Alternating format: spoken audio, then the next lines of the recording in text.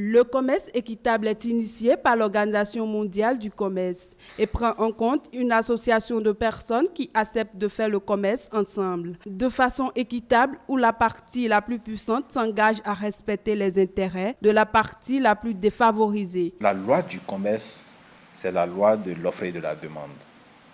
Quand un produit existe en grande quantité, le prix baisse parce qu'il y a plus d'offreurs que de demandeurs et vous êtes obligé de diminuer votre prix pour pouvoir vendre votre produit.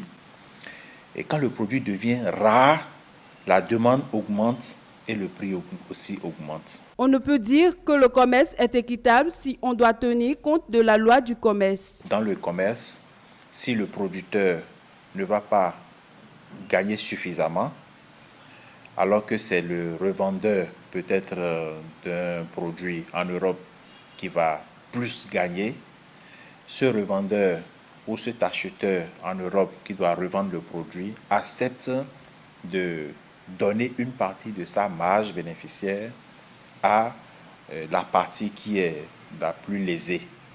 Ça veut dire que personne ne gagne trop. On essaie de répartir le bénéfice de façon équitable pour que celui qui produit gagne autant que celui qui revend ou celui qui transforme. Le commerce peut être équitable lorsque les membres des associations acceptent partager les bénéfices de façon équilibrée avec toutes les familles qui constituent la chaîne. Si le producteur qui produit ici en Afrique par exemple doit vendre son produit qui sera commercialisé en Europe, ou on remarque que le produit est acheté à un prix très bas pour être revendu en Europe ou dans un autre pays développé à un prix très élevé, on se demande qui gagne le plus. Et c'est dans ce cadre-là que certaines personnes ont accepté se mettre ensemble pour faire le commerce équitable.